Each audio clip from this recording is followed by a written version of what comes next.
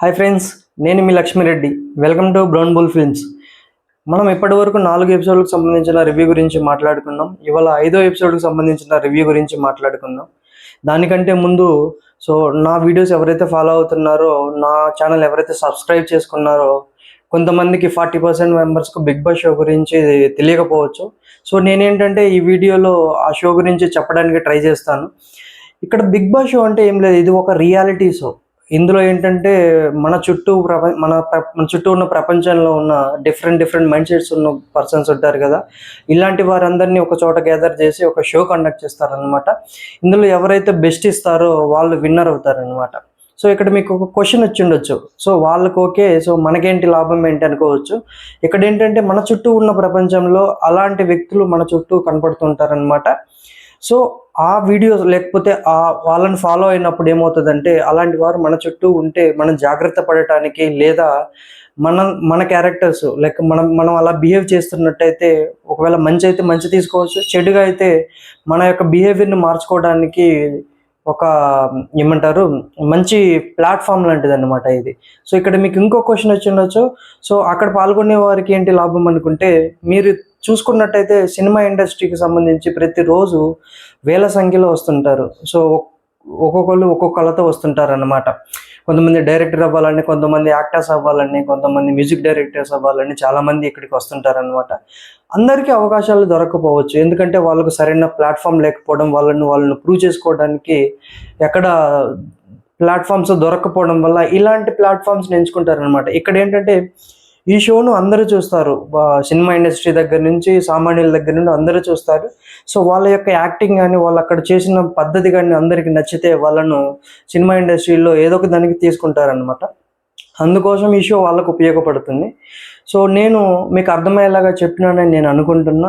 మీకు అర్థం కాకపోతే ఒకసారి గూగుల్లో కానీ లేకపోతే ఎక్కడన్నా వీడియోస్ కానీ కొట్టి చూస్తే మీకు ఈ రియాలిటీ షో ఏంటి, ఎలా జరుగుతుంది, ఈ ప్యాటర్న్ అంతా తెలిసిపోతుంది అనమాట. మనం క్విక్గా ఎపిసోడ్లోకి వెళ్ళిపోదాం. ఎపిసోడ్ చూసుకున్నట్టయితే గ్రాండ్గా శ్రీముఖి ఇంట్రడక్షన్ ఇస్తుంది. ఇక్కడ ఏంటంటే నాకు అనిపించింది ఏంటంటే, నిన్నటి ఎపిసోడ్కి ఈరోజు ఎపిసోడ్కి సంబంధించి కాస్ట్యూమ్స్ అయితే జ్యూరీ కాస్ట్యూమ్స్ కానీ యాంకర్ కాస్ట్యూమ్ కానీ సేమ్ ఉండింది.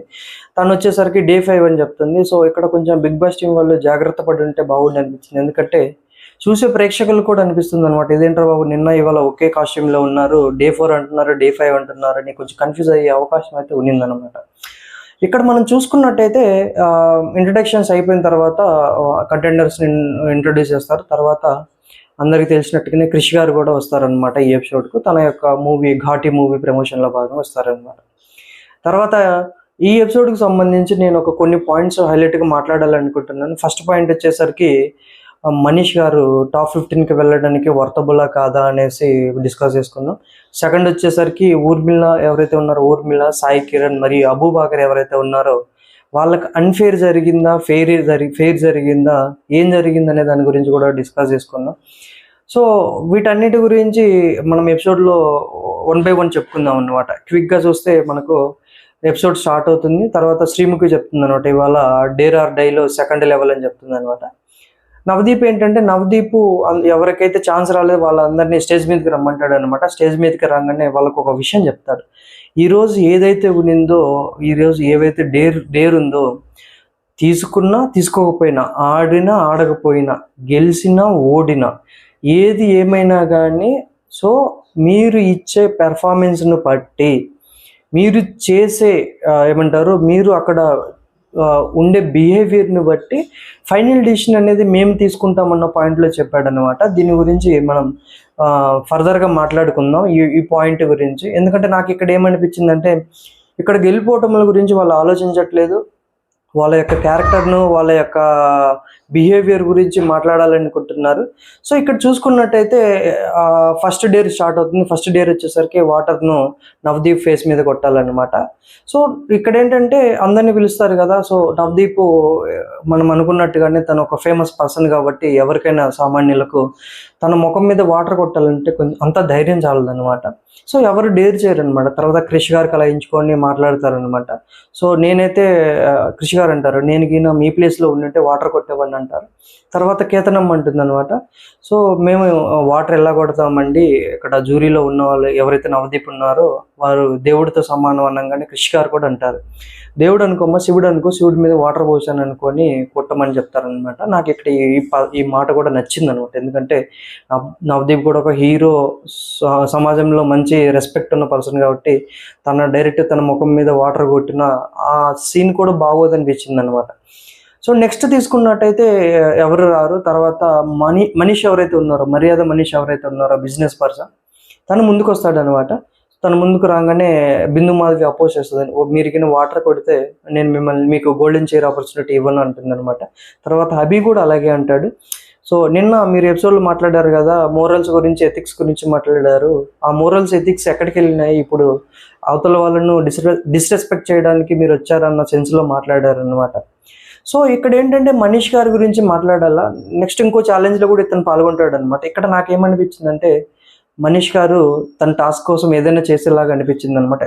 ఆబ్వియస్లీ లైక్ ఆ ప్లేస్లో ఎవరున్నా కానీ స్వార్థంగానే ఆలోచిస్తారు, ఎందుకంటే మనం అక్కడికి వెళ్ళాలంటే మనకున్న ఆపర్చునిటీ ఇదే అని ఆలోచిస్తారనమాట. తర్వాత నెక్స్ట్ వచ్చేసరికి ఎవరు రారు. సో నవదీప్ చెప్పేస్తాడు అనమాట, ఎవరు డేర్ చేయలేదు, ఒక మర్యాద మనీష్ గారు తప్ప ఎవరు డేర్ చేయలేదు, మర్యాద మనీష్ అని కొంచెం సర్కాస్టిక్గా మాట్లాడారనమాట. సో అది ఫన్నీగానే అనిపించింది. తర్వాత నవదీప్ ఏంటంటే ఆ వాటర్ తాగేసి వెళ్ళిపోతారనమాట. ఎందుకంటే ఇక్కడ ఏమనిపించింది అంటే టాస్క్ చేయించలేదు, సో జస్ట్ వాళ్ళను అబ్జర్వ్ చేస్తున్నారు, వాళ్ళ బిహేవ్ ఏంటి, వాళ్ళ క్యారెక్టర్ ఏంటి అబ్జర్వ్ చేస్తున్నారు. మిగతా వాళ్ళందరూ ఎవరైతే ఉన్నారో వాళ్ళు ఒక్కొక్క రీజన్ ఇస్తారనమాట. ఎథిక్స్ గురించి కానీ, లేకపోతే మీరు బిగ్ బాస్లో ఉండింటే ఖచ్చితంగా కొట్టేవాళ్ళమని కానీ, నా యొక్క క్రెడిటబిలిటీ నేను పోగొట్టుకోలేను ఇలాంటివి చేసని కొంతమంది అంటారనమాట. ఓకే, ఇక్కడ మనీష్ గారు అయితే ఒక పాయింట్ గెయిన్ చేసినట్టు అనిపించింది నాకు. నెక్స్ట్ సెకండ్ ఛాలెంజ్ తీసుకుంటే, సెకండ్ ఛాలెంజ్ డ్రా చేయాలన్నమాట మన చార్ట్స్ మీద. సో మీ అందరికీ తెలుసు కదా, బిగ్ బాస్ టాస్క్లు అనేవి అంత ఈజీగా ఉండవు. సో వాళ్ళిద్దరికైతే వైబ్రేటర్స్ పెడతారు, వైబ్రేటర్స్ తోటి వాళ్ళు చార్ట్ మీద గీయాల్సి వస్తుంది అనమాట. సో అక్కడ ఏంటంటే ఇది చాలా కఠినంగా ఉంటుంది అనమాట ఈ టాస్క్. ఇక్కడ ఏంటంటే వాళ్ళు ఒక్కొక్క షేప్ చెప్తుంటారు, ఆ షేప్ వాళ్ళు గీయాలన్నమాట. సో అంత గీసిన తర్వాత ఏంటంటే ఇక్కడ ఊర్మిళ ఎవరైతే ఉన్నారో, ఊర్మిళ అండ్ ప్రశాంత్ పాల్గొంటారు అనమాట. ఇక్కడ వీళ్ళిద్దరు ఎవరైతే ఉన్నారో, నాకు ఇక్కడ ప్రశాంత్ క్యారెక్టర్ ఒకటి నచ్చింది అనమాట. ఎందుకంటే తనకు మధ్యలో ఒక టెక్నికల్ గ్లిచ్ వల్ల తన యొక్క వైబ్రేటర్ పనిచేయదు అనమాట. ఇమీడియట్గా తను చెప్తాడనమాట.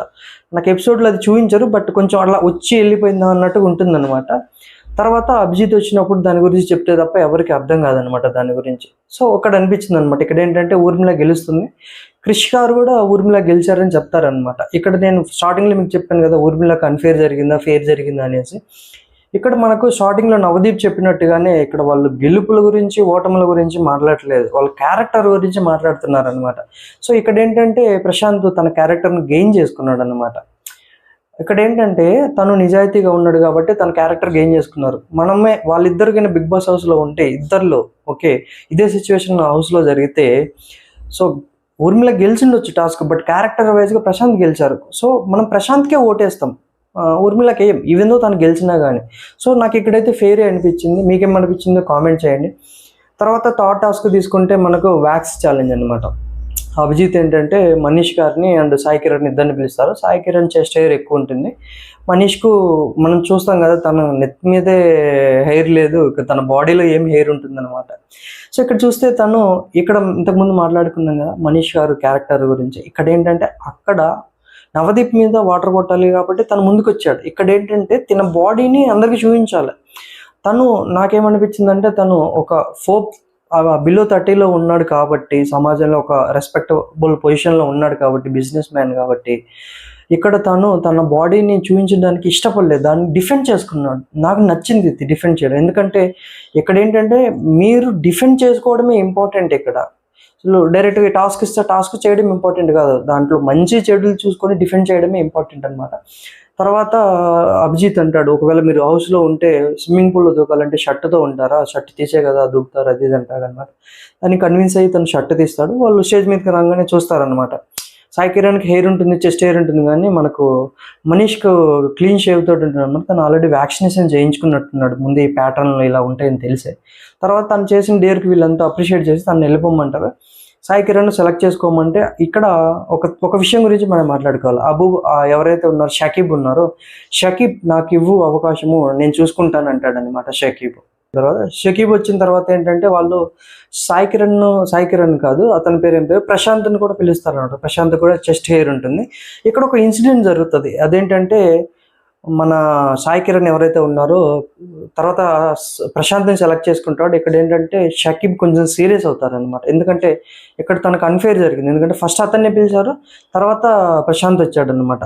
తను డిఫెండ్ చేసుకున్నాడు. ఇక్కడ నాకు తను డిఫెండ్ చేసుకున్న విధానం నచ్చింది అనమాట. ఎందుకంటే అక్కడ తనకు అన్యాయం జరిగింది కాబట్టి మాట్లాడాడు అక్కడ. సో అక్కడ బాగా నచ్చింది. తర్వాత చూసుకుంటే ఆపోజిట్ సాయి కిరణ్ చూసుకుంటే తను ఏం మాట్లాడలేదనమాట. తను మాట్లాడుంటే తినకు కూడా ఛాన్స్ వచ్చేది, తనకు అన్ఫేర్గా ఎలిమినేట్ అయ్యేవాడు కాదనిపించింది నాకు. సో అక్కడ ఏంటంటే సాయి కిరణ్ మాట్లాడలేదు, తను డిఫెండ్ చేసుకోవాల్సిన సిచ్యువేషన్లో మాట్లాడలేదు కాబట్టి అతను టాప్ 15కి వెళ్ళలేదని అనుకుంటున్నా.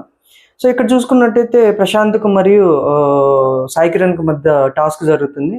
వ్యాక్స్ ప్యాడ్స్ ఉంటాయి, వ్యాక్స్ ప్యాడ్స్ అనేవి వాళ్ళకి చెస్ట్కి పెడతారు అనమాట. చెస్ట్కి పెట్టి ఇలాగా లాగుతారనమాట. దీని గురించి మనకంటే లేడీస్కి ఎక్కువ కొంచెం అవగాహన ఉంటుంది అనమాట. సో తర్వాత బిందు మాధవి శ్రీముఖి లాగుతారనమాట. కొంచెం పెయిన్గా ఉంటుంది అనమాట. ఇక్కడ నాకేమనిపించింది అంటే సునీల్ అంటాడు కదా, మండుతున్నట్టుందని అలాగే అనిపించింది అనమాట నాకు కూడా. సో నెక్స్ట్ టాస్క్ వచ్చేసరికి వ్యాక్స్ ఛాలెంజ్ అయిపోయింది కదా. వ్యాక్స్ ఛాలెంజ్ తర్వాత మొబైల్ ఏంటంటే హ్యామర్ తోటి పగలగొట్టాలన్నమాట. సో ఇక్కడ కూడా నాకేమనిపించిందంటే ఇవి పర్సనల్ థింగ్స్ కాబట్టి, ఎందుకంటే కొన్ని ఇంపార్టెంట్ థింగ్స్ కానీ లేకపోతే మెమొరీస్ కానీ వాళ్ళ ఫోన్లో ఉంటాయన్నమాట. సో ఎందుకంటే ఇక్కడ కూడా కంటెస్టెంట్స్ ఎవరైతే ఉన్నారో వాళ్ళు డిఫెండ్ చేసుకుంటే బాగుండి అనిపించింది నాకు. మీకేమనిపించిందో కామెంట్ చేయండి. ఎందుకంటే ఇక్కడ ఏంటంటే డిఫెండ్ చేసుకోవడం ఇంపార్టెంట్. స్టార్టింగ్లో నవదీప్ చెప్పినట్టు మీరు గెలుపోవటంలో కాదు ఇంపార్టెంట్, మీ క్యారెక్టర్ ఎలాగా, మీరు ఆ సిచ్యువేషన్కి తగ్గట్టు ఎలా బిహేవ్ చేస్తున్నారు అనేదే పాయింట్ అన్న విధంగా మాట్లాడతాడు కదా. ఇక్కడ అదే అనిపించింది అనమాట. సో మనం టాస్క్లోకి వెళ్ళిపోదాం. టాస్క్లోకి వెళ్ళిపోగానే ఎవరైతే సెకండ్ ఛాన్స్ రాలేదో వాళ్ళందరినీ అక్కడ నిలబడతారు అనమాట స్టేజ్ మీద. సో తర్వాత చూసుకున్నట్టయితే ఎవరైతే షకీబ్ అండ్ నిఖిత ఎవరైతే డాక్టర్ ఉన్నారో కడప నుండి వచ్చారో వాళ్ళిద్దరు మాత్రం వాళ్ళ ఫోన్ పగలగొడతారు. ఇక్కడే ట్విస్ట్ ఉంటుంది అనమాట. వాళ్ళు చెప్పకముందు టాస్క్ స్టార్ట్ అవ్వకముందే పగలగొట్టేస్తారు అనమాట. సో ఇక్కడ ఏంటంటే తర్వాత నవదీప్ అంటాడు వాళ్ళు మళ్ళీ టాస్క్ చేయమంటారు. తర్వాత ఏంటంటే ఒక కవర్ పౌచ్లో పెట్టేసి పగలగొట్టమంటారు అనమాట. బిగ్ బాస్ టీం వాళ్ళు ఎందుకు ఇది పెట్టారంటే ఒకవేళ పగలగొట్టే క్రమంలో ఏమన్నా పార్టికల్స్ ఏమన్నా వచ్చేసి కొంచెం బాడీ డ్యామేజ్ అయ్యే సిచ్యువేషన్స్ ఉంటాయి కాబట్టి అందుకని కవర్లో పగలగొట్టాలన్నమాట. ఇక్కడ షకీబ్ స్టార్ట్ అవుతారు అనమాట. నాకు షకీబ్ని చూసి అనిపించింది అసలుకి ఏంటి ఇతను ఇంత సైకోటిక్గా ఉన్నాడు అనిపించింది. అతను కొట్టాడు మొబైల్ ఫోన్ను కుక్కని కొట్టినట్టు కొట్టాడు అనమాట. అంత గట్టి కొట్టాడు దానికి. అంటే ఇదే అవకాశం ఇంకా లేదు అన్న సిచ్యువేషన్ తోటి కొట్టాడు అనమాట అతను. అలా అయిందనమాట తన పరిస్థితి కూడా. తర్వాత తను కొట్టిన తర్వాత నిఖిత కూడా కొడుతుంది. నిఖిత కొట్టిన తర్వాత నిఖిత కూడా పాల్గొడుతుంది, అలా లైట్గా పాల్గొడుతుంది అనమాట. తర్వాత ఈ టాస్క్ మొత్తం కంప్లీట్ అయిపోతుంది. టాస్క్ అంటే అడుగుతారనమాట, మీకు ఇంపార్టెంటే కదంటే కొంచెం ఎమోషనల్గా చెప్తారనమాట ఇద్దరు. టాస్క్ అయిపోయిన తర్వాత ఏంటంటే జ్యూరీ మెంబర్స్ ఎవరైతే ఉన్నారో వీళ్ళంతా కలిసి ఫైనల్ చేయాలి కదా, నలుగురిని తీయాలి. 11 మంది నుంచి నలుగురిని బయటికి తీయాలన్నమాట. ఇక్కడే నాకు అనిపించింది ఫస్ట్ శ్రీముఖి వచ్చేసి మర్యాద మనీష్ గారిని తీసుకొచ్చారనమాట. మర్యాద మనీష్ టాప్ 15లోకి వెళ్ళిపోయారని చెప్తుంది. స్టార్టింగ్ చెప్పాను కదా మర్యాద మనీష్ గారు టాప్ 15కి వెళ్ళారని. నాకు ఫెయిర్ అనిపించింది. ఎందుకంటే ఫస్ట్ టాస్క్ వాటర్ టాస్క్ తీసుకున్న, తర్వాత వ్యాక్స్ ఛాలెంజ్ తీసుకున్న. ఫస్ట్ టాస్క్లో తను గెలవాలి కాబట్టి ఆపోజిట్ వాళ్ళ మీద వాటర్ పోయడానికి రెడీ అయ్యాడు. సెకండ్ టాస్క్లో తన బాడీని డిఫేమ్ చేసుకోకుండా ఉండటానికి జ్యూరీ మెంబర్స్ తోటి డిఫెండ్ చేసుకున్నాడు తను. ఇవి 2 పాయింట్లే కాదు, తన ఆడిషన్స్లో కూడా మాట్లాడిన విధానం కానీ లైక్ తను స్మార్ట్గా బిహేవ్ చేసిన విధానం కానీ నచ్చింది. సో తను అక్కడే సెలెక్ట్ అవ్వాలి, బట్ ఇక్కడ దాకా వచ్చాడు అనమాట. So worthable candidate. నెక్స్ట్ తీసుకుంటే బిందు మాధవి స్టేజ్ మీదకి వస్తుంది. బిందు మాధవి స్టేజ్ మీదకి వచ్చి దాలియా ఎవరైతే ఉన్నారో దాలియాని తీసుకుంటారనమాట. దాలియా ఇప్పటివరకు అయితే ఒక టాస్క్ కూడా గెలవలేదు, పర్ఫార్మెన్స్ కూడా ఏమి అంతకు ఇవ్వలేదు అనమాట లెవెల్ 1 లెవెల్ 2లో కూడా. కాకపోతే ఒక బెలూన్ టాస్క్లో తనకు అన్ఫేర్ జరిగింది కాబట్టి ఇక్కడ నాకేమనిపించింది, జ్యూరీ ఇక్కడ వాళ్ళ తప్పును సరిదిద్దుకున్నారు అనిపించింది అనమాట. సో మీరు చూసినట్టయితే తమ్నైల్లో అలాగే పెట్టాను అనమాట, తప్పును సరిదిద్దుకున్నారని. సో ఇక్కడ దాలియాని సెలెక్ట్ చేసుకుంటారనమాట. నెక్స్ట్ తీసుకుంటే అభిజిత్ స్టేజ్ మీదకి వస్తాడు అనమాట. స్టేజ్ మీదకి వచ్చి అటు ఇటు తిరుగుతాడనమాట. కొంచెం తిరిగి ప్రశాంత్‌ని బయటికి తీసుకొస్తాడు. ప్రశాంత్ కొంచెం సర్ప్రైజింగ్‌గా చూసినట్టు అనిపించింది. ఎందుకంటే అభిజిత్ తనకి చెప్తాడనమాట. మనం చెప్పాం కదా! టాస్క్ జరిగేటప్పుడు టెక్నికల్ గ్లిచ్ వల్ల అది వైబ్రేట్ అవ్వట్లేదని. సో, అభిజిత్ కూడా అదే పాయింట్ చెప్తాడు. సో, నీ హానెస్టీ వల్ల నువ్వు నిజాయితీగా ఉన్నావు కాబట్టి దానివల్ల నేను నిన్ను సెలెక్ట్ చేశాను. దానితో పాటు నీలో ఒక కామెడీ యాంగిల్ కూడా చూశాను నేను అంటాడు. ఈ కామెడీ యాంగిల్ ఏందంటే ఆ వ్యాక్స్ టాస్క్ జరిగేటప్పుడు ముగ్గురు డిస్కషన్ నడుస్తుందని చెప్పాను కదా! సాయి కిరణ్, షకీబ్ మరియు ప్రశాంత్‌కి మధ్య. షకీబ్ అంటుంటాడనమాట. షకీబ్ నాది ఫ్లాట్‌గా ఉంది. నాది ఈజీగా ఉంటుంది. తనది కుదరదు. అది గ్యాప్‌లు వస్తాయి. అది ఇది అన్న పాయింట్లు అంటుంటే సాయి కిరణ్ అంటాడు, నీకు టాస్క్ కావాలా? బొచ్చు కావాలా? అన్న పాయింట్‌లో మాట్లాడతాడనమాట. సో, నాకనిపించింది సో, దీనిలో కూడా ఒక కామెడీ యాంగిల్ ఉందనిపించిందనమాట. సో, అందుకని సెలెక్ట్ చేస్తారు. ఓకే. ఫెయిర్ అనిపించింది. తర్వాత చూస్తే నవదీప్ వస్తాడనమాట. స్టేజ్ మీదకొచ్చేసి అటు ఇటు తిరిగేసి మన అబూబకర్‌ను ఏమంటారు సెలెక్ట్ చేస్తాడనమాట. సారీ, అబూబకర్ కాదు, షకీబ్‌ని సెలెక్ట్ చేస్తాడు. షకీబ్ సెలెక్ట్ చేసిన వెంటనే షకీబ్ రియాక్షన్ ఏంటంటే నాకు ఎస్‌జే సూర్య రియాక్షన్ ఉంటది కదా! కొంచెం సైకోటిక్ రియాక్షన్ అలాగ అనిపించిందనమాట. తర్వాత ఈ ప్రాసెస్ అంతా అయిపోయిన తర్వాత మనం స్టార్టింగ్‌లో మాట్లాడుకున్నాం కదా! ఊర్మిళ, సాయి కిరణ్ మరియు అబూబకర్‌కి అన్యాయం జరిగిందనేసి. సో, నాకు ఊర్మిళది అన్యాయం అనిపించలేదు. సాయి కిరణ్‌ది కూడా అన్యాయం అనిపించలేదు. ఎందుకంటే తను మాట్లాడాల్సిన టైంలో మాట్లాడలేదు కాబట్టి తను ఒక అవకాశాన్ని పోగొట్టుకున్నాడు. ఫైనల్‌గా చూస్తే అబూబకర్ ఏంటంటే తను స్టార్టింగ్ ఏమంటారు ఆడిషన్స్‌లోనే తనకు ఛాన్స్ ఇచ్చుండొచ్చు. ఇది చాలా అన్‌ఫెయిర్ అనిపించింది. నాన్ వర్తబుల్ క్యాండిడేట్స్ 15 మందిలో నలుగురు, ఐదుగురు ఉన్నారు. సో, వాళ్ళందరి బదులు ఇతన్ని తీసుకోవచ్చనమాట అనిపించింది నాకు. సో, ఇక్కడ ఇంతటితోటి ఎపిసోడ్ అయిపోతుందనమాట. రేపటి నుంచి అగ్ని పరీక్ష షో స్టార్ట్ అవుతుంది. ఎవరైతే 15 మంది ఉన్నారో ఈ 15 మంది టాస్క్‌లు ఆడి అక్కడ ఉండాల్సొస్తుందనమాట. సో, ఆ టాస్క్ ఎవరైతే గెలుస్తారో వాళ్ళలో నుంచి ముగ్గురు లేదా నలుగురు మాత్రమే బిగ్ బాస్ మెయిన్ షోకెళ్తారు. మీ అందరికీ తెలుసు కదా! బిగ్ బాస్ మెయిన్ షో అనేది సెప్టెంబర్ 7 నుంచి స్టార్ట్ అవుతుంది. ఇందులో మనం ఇంకొక పాయింట్ గురించి మాట్లాడాలి. కేతనమ్మ అయితే ఎవరైతే ఉన్నారో తను ఏ టాస్క్‌లో పాల్గొనదనమాట. సో, అంటే ఇవ్వలేదని కాదు, తనకు అంత అవకాశం రాలేదన్నమాట. మనం ఆల్రెడీ మాట్లాడుకున్నాం కదా! సీజన్ 4లో ఎవరైతే ఉన్నారో మన గంగవ్వ కంటే చాలా స్మార్ట్ అనిపించింది నాకు. తను యాక్టివ్‌గా ఉంది, స్మార్ట్‌గా ఉండింది. బట్ మనం బిగ్ బాస్ సీజన్ 9 ప్రోమో ఏదైతే నాగార్జున గారిది చూసామో అందులో అతను అంటారు కదా! ఇక రణరంగమే అంటాడు కదా! సో, చూస్తున్నట్టయితే ఈసారి కొంచెం స్పైసీగా కొంచెం ఫైర్ ఎక్కువ ఉండేటట్టుంది. అందుకని వాళ్ళు ఎవరైతే కొంచెం నాన్ వర్తీ క్యాండిడేట్స్ ఉన్నారో వాళ్ళని ఒకవేళ ఈవెన్ దో వాళ్ళు వర్తీ అయినా కానీ వాళ్ళని సెలెక్ట్ చేయట్లేదనమాట. ఎందుకంటే ఫిజికల్‌గాను, మెంటల్‌గా స్ట్రాంగ్ ఉండాలి ఈ షోలో పాల్గొనాలంటే. అలాగనిపించింది. ఈమెకు కృషి గారు ఒక అవకాశం అయితే ఇచ్చారు కదా! తెలిసినట్టే. తనేంటంటే తన నెక్స్ట్ మూవీలో తనకు ఒక క్యారెక్టర్ ఇస్తాను అని చెప్తాడనమాట. ఇక్కడ తనకు మంచిదనమాట. ఎందుకంటే మూవీలో క్యారెక్టర్ వస్తుంది కాబట్టి. సో, ఇంతటితోటి అయిపోతుంది. నెక్స్ట్ ఏంటంటే షో స్టార్ట్ అవుతుంది. అక్కడేంటంటే మన రెగ్యులర్ బిగ్ బాస్ లాగానే ఓటింగ్ పెడతారు. మీకు నచ్చిన క్యాండిడేట్‌కి మీరు ఓటేసుకోవచ్చనమాట. ఓటు అప్పీల్ చేసుకోవచ్చనమాట. సో, మీకు ఈ వీడియో నచ్చినట్టయితే సబ్స్క్రైబ్ చేయండి.